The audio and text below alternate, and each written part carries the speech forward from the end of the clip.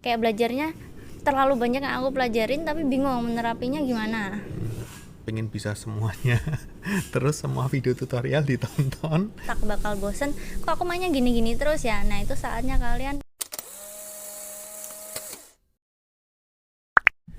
halo teman-teman, ketemu bersama saya Hansen Muaja Saya Milka Azalia. dan ini adalah video kolaborasi pertama kami di mana kami akan membagikan atau sharing-sharing seputar belajar musik secara umum. Jadi tips-tips belajar musik bisa kalian terapkan untuk belajar piano, belajar gitar, belajar keyboard, belajar vokal, belajar apapun lah, terserah. Ya Gitu. karena konsep untuk belajar musik itu sebenarnya sama aja di setiap instrumen. Kita di sini mau menggali pola berpikir dari setiap kita kalau lagi belajar musik, gimana sih biar efektif, biar cepet. Bener banget tuh, pola berpikir. Karena kalau pola berpikirnya salah, belajarnya bisa salah ya. Iya, wasting time, wasting money. Ya, waktunya sia-sia, duitnya juga jadi sia-sia. Dan di video kali ini kami akan membahas tentang cara belajar musik yang benar. Oke, dan this is the video. Oke, dalam prakteknya di lapangan, kalau seseorang belajar musik itu, belajar alat musik apapun, belajar piano, belajar gitar, dan belajar keyboard, belajar sebagainya itu bisa jadi ada dua cara. Yang pertama itu adalah Belajar lagu. iya, belajar lagu. Maksudnya belajar lagu tuh gimana? Coba dekat. Nah, ini Jelasin. menurut kita ya, kita di sini membahasakan belajar lagu itu yang belajar meniru. Jadi nanti guru main apa atau YouTube-nya ngajarin apa udah kita tiru. Misal aku mau cari lagu Someone You Love, aku langsung searching akord Someone You Love, lalu langsung dapet di situ ada akordnya, cara mainnya gimana, udah deh dapat. Jadi langsung ditiru mentah-mentah harus sama persis gitu. Dan tentu setiap cara kan punya kelebihan dan kekurangan. Nah, kalau belajar lagu ini kelebihannya apa nih kira-kira nih? Kelebihannya belajarnya bakal lebih cepat. Betul ya. Itu lebih cepat. Kekurangannya ya nanti kalau in other case kalian lagi pengen belajar lagu perfect, kalian mesti cari lagi. Nanti pengen belajar lagu rasa ini, kalian mesti cari lagi. Nah, yang paling worst case-nya kalian ditantang nih, udah belajar musik katanya udah keren, cover di Instagram covernya banyak, tapi ditantang sama temennya lagi ulang tahun, ayo iringin. Terus tapi jawabannya? aduh aku nggak tahu akordnya. Atau kalau kalian les, jawabannya gini, aku belum diajarin sama guruku. Aduh. Aku belum diajarin. Jadi kalau kayak gini, akibatnya nanti setiap kalian mau belajar suatu lagu, kalian jadi ketergantungan. Kalau kalian belajarnya dari YouTube, kalian tergantung sama YouTube. Kalau kalian belajarnya dari guru, kalian jadi tergantung sama guru. Padahal kan harusnya tugas guru itu menuntun muridnya biar bisa jalan sendiri. Kalau udah bisa jalan sendiri, gurunya keluar. Iya. Kan seperti itu. Yang simpelnya aja tuh cara genjreng kalau di gitar ya, cara strumming.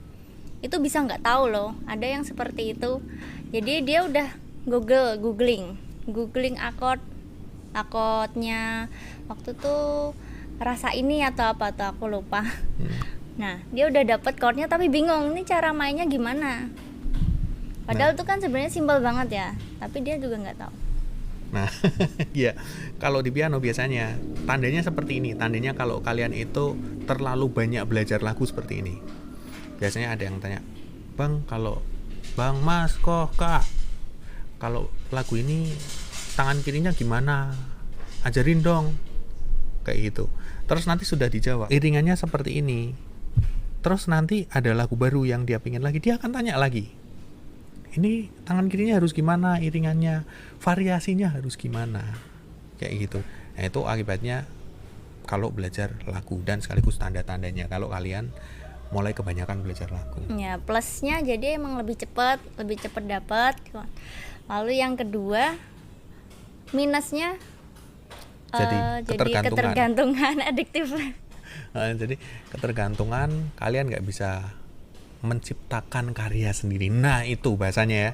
Jadi nggak bisa menciptakan improvisasi, nggak bisa menciptakan pola-pola, nggak bisa menciptakan bunyi-bunyian yang kamu banget.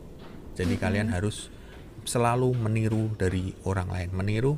Jadi nanti permainan musik kalian itu selamanya akan cuma bisa meniru, nggak bisa bikin sendiri, nggak punya ciri khas sendiri. Oke. Gitu, itu kalau belajar lagu. Next. Oke. Yang kedua, itu belajar konsep. Nah, belajar konsep ini adalah tentang belajar prinsip. Prinsip. Ya. Oke. Jadi gimana tuh kalau belajar prinsip misalnya? Kalau di aku main gitar, misal lagu Perfect. Kalau belajar konsep berarti kita tuh belajar ini pola iringan, berarti kaitannya dengan ketukan. Kalau Perfect itu kan ketukan 6/8. Kita cari tahu ketukan 6/8 tuh suasananya seperti apa, alunannya seperti apa. Nanti di situ kita belajar petikan yang cocok seperti apa. Nah, dari lagu 6/8 ini kan nggak cuman Perfect, ada lagu A Thousand Years, lalu lagu apa lagi? I'm gonna lose. Ya, dan lain-lain. Nah, Nah, itu sebenarnya kita bisa copy itu petikannya, kita bisa variasi sedikit. Gitu belajar konsep. Nah, jadi lebih belajar ke gambaran besarnya. Jadi lebih belajar ke gimana sih suatu, kenapa untuk gini? Kenapa kok nada-nada ini yang dimainkan gak yang lain? Jadi kita belajar asal usulnya. Kalau di piano ya sama sebetulnya. Kenapa kok iringannya seperti ini? Jadi dengan tahu kenapanya, maka itu bisa diterapkan untuk kasus lain. Nah, kalau di piano biasanya itu tentang belajar chord. Misalnya dari C mau ke A minor, kalian bisa masukkan chord E atau E7 gitu. Nah, kalian ini harus tahu kenapa kok bisa muncul E7 gitu, asalnya E7 ini gimana, supaya bisa kalian terapkan dalam situasi yang lain, dalam perpindahan chord yang lain. Untuk nyelipin chord ke suatu perpindahan chord itu kalian harus tahu asal usulnya. Nah, itu belajar konsep. Oke, jadi apa yang tidak ada tertulis di Google Iya. ya? Jadi itu lebih dalam lagi daripada cuman meniru aja. Nah, terus kalau kelebihannya, kekurangannya apa nih kira-kira kalau belajar konsep? Nah, kalau kelebihannya belajar konsep ini kita bisa praktekinnya lebih luas.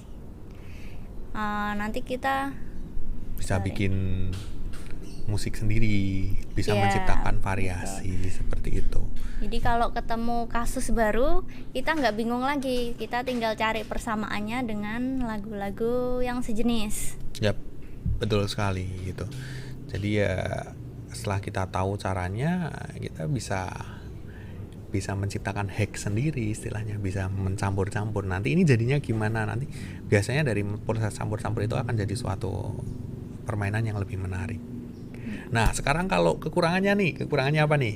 Paling kelihatan kalau belajar konsep apa nih? Kekurangannya pasti belajar konsep ini butuh waktu, karena kan merubah pola berpikir, merubah konsep orang itu nggak gampang. Yap, butuh waktu dan juga butuh energi. Ya. Karena kalian harus mikir. Tapi itu worth it kok, worth it. Jadi hasil yang kalian dapatkan dari belajar konsep ini sangat pantas diperjuangkan lah gitu. Kan kalau kita cuman belajar musik, cuman belajar niru, bisanya cuman niru, mau main lagu apa harus niru, kan ya buat apa gitu loh. Kita cuman buang-buang waktu. Kalau cuman kayak gitu ya di YouTube banyak, kalian nggak usah susah-susah, maaf kata, nggak usah susah-susah panggil guru ya. Iya, benar. Kalau kalian cuman belajar niru-niru gitu ya di YouTube aja banyak. Nah, tugas guru itu yang ngajarin kalian konsep gitu. Iya. Dan untuk belajar konsep ini itu nggak bisa langsung boom tinggi. Ya, pasti ada step by stepnya. Nah, kita dapat step by stepnya ini, kita harus yang pertama punya mentor atau guru buat membimbing kita. Kita ini sebenarnya udah sanggup sampai level mana. Betul sekali. Sekarang pertanyaannya gini, kan sekarang di YouTube juga banyak tuh belajar konsep tuh. Jadi masalah chord misalnya tadi, sudah banyak tutorial baik yang dari luar ataupun dari Indonesia juga mulai banyak. Peletaan chord ini di mana, peletaan chord ini gimana, atau cara mengiringi lagu seperti ini gimana. Nah, kenapa kok harus panggil guru nih? Kira-kira kenapa nih? Nah, karena Coba kalau dijelasin ke teman-teman. Ya karena eh dalam kasusku sendiri dulu aku belajar pertama-pertama juga dari YouTube, liatin video orang gitu, lama-lama bingung, lama-lama pusing, ini aku harus belajar dari mana, harus habisnya aku harus belajar apa, jadi malah stagnan sendiri, bingung, kayak belajarnya terlalu banyak yang aku pelajarin tapi bingung menerapinya gimana. Biasanya nih tanda-tandanya gini nih, kalian itu pengen cepet bisa, pengen bisa semuanya terus semua video tutorial ditonton Ya, dan akhirnya bingung, pusing gak bisa sendiri. prakteknya, terus akhirnya nyerah. Itu yang paling disayangkan. Iya, padahal dari awal sudah ada niat belajar, tapi karena terlalu overwhelmed, terlalu overload, jadi nyerah. Nah, disinilah guru akan sangat berperan, karena tugas guru itu sebetulnya menyusun menu yang tepat untuk kalian. Gitu. Jadi sama seperti orang nge-gym kan, dia nggak langsung ngangkat 1 kintal 100 kilo, dia harus dari kecil-kecil dulu, tekniknya diajarin dulu, apa yang harus dia persiapkan untuk bisa mengangkat beban yang lebih berat. Itu seperti di musik kayak gitu. Ya benar banget. Oke, nah terus ini nih yang terakhir nih, kira-kira bagus yang mana? Apakah berarti kita harus meninggalkan belajar lagu, kita harus melulu belajar konsep aja? Coba jelasin ke teman-teman. Ya tentunya dua-duanya ini sama pentingnya, tergantung kalian lagi ada di tingkat mana. Kalau kalian beginner baru belajar 1 bulan 2 bulan, it's okay kan belajar lagu sebanyak-banyaknya. Kalian belajar mengenali akord sebanyak-banyaknya. Setelah itu kalian pasti bakalan stuck, bakal bosen, kok aku mainnya gini-gini terus ya. Nah itu saatnya kalian buat cari-cari lah, belajar konsep.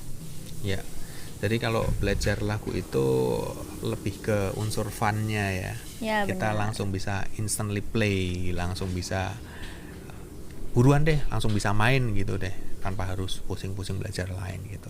Tapi sekali lagi, kalau kalian cuman ngandelin belajar lagu aja, pasti kalian akan stop. Itu sayang banget gitu. So mungkin itulah video untuk hari ini ya. Nah, kalau ada pertanyaan, Silakan kita diskusi di bawah. ya kalian bisa drop komen di bawah.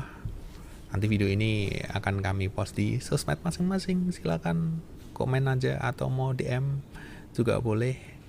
Dan gini loh, jangan takut untuk DM, jangan takut kelihatan bodoh, karena kalau malu bertanya saat di jalan. Yang pertama itu. Yang kedua, dengan kalian DM itu sebetulnya bisa jadi ide konten buat kami ya.